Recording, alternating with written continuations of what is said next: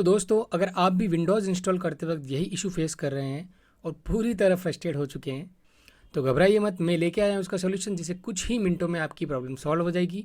तो चलिए चलते हैं अपने कंप्यूटर स्क्रीन पे और देखते हैं इसका क्विक सॉल्यूशन। दोस्तों, सबसे पहले आपको रिफ्यूज सॉफ्टवेयर अगेन ओपन कर लेना है। उसके बाद आपको अपने विंडोज़ इंस्टॉलेशन की आईसो फाइल सेलेक्ट कर लेनी है।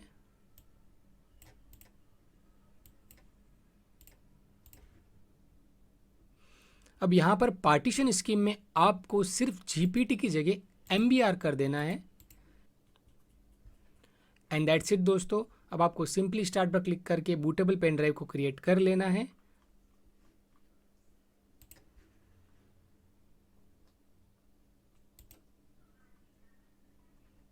तो दोस्तों, हमारी बूटेबल पेन ड्राइव रेडी हो चुकी है। चलिए अब अपने पीसी को रिस्टार्ट करते हैं और विंडोज़ इंस्टॉल करने की कोशिश करते हैं और देखते हैं हमारा एरर रिजॉल्व हुआ है या नहीं।